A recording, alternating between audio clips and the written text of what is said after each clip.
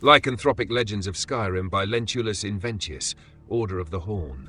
I had heard the same rumours as everyone else, that the province of Skyrim was awash in various forms of lycanthropy. I had studied werewolves for some time, and was keen to see if these rumours of werebears were actually substantiated. I elected to pursue these studies in the warmer summer months in deference to my fragile constitution. One quickly finds that common villagers are of practically no use in this land.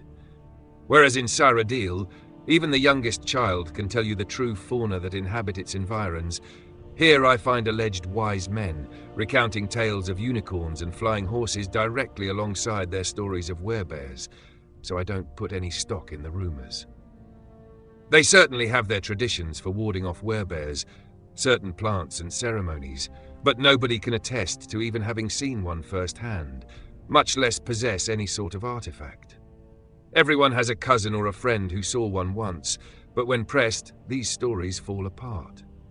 I don't wish to completely discount these stories, but I also must conclude that they may have spun out of some wild retelling of a particularly vicious but mundane bear. Legends can take a life of their own, particularly when there are grains of truth, as here we have the very real threat of werewolves. I worry that by spreading stories of a potentially false, or at least rare, beast, people may begin to discount the threat that real beasts pose. But if Skyrim's people choose to lead a backwards life, shrieking at shadows and clouds, I will not stop them. The werewolves of this land are a curious sort, at least the legends of them. Given the Nord flair for bravado, I had expected to see werewolf pelts lining walls in the cities, werewolf heads on pikes, that sort of gaudy show. Instead, few people in civilized society ever mentioned them, and my questions were usually met with nervous stares. Thinking that perhaps the common folk were simply more cowardly than I had been led to believe by my Nordic acquaintances in Cyrodiil, I sought out those known for actual bravery. The supposedly fearless warrior band of Whiterun. The companions lost all colour when I broached the subject and asked me to leave. I had thought better of them, and was disappointed at how quickly brave men and women can be intimidated by stories. Pressing into the wilderness, away from any sort of settlement, I would often find hunters willing to recount stories of their kills. It was finally through one of them, a certain Carsten Hammerback, that I heard my first, and unfortunately only, verifiable stories of werewolves in the province, accompanied by pelts and claws to prove the killing.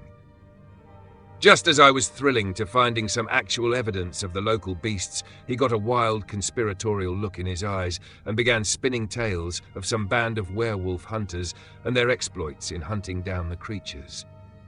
I left him to mop his drool and continued my journeys.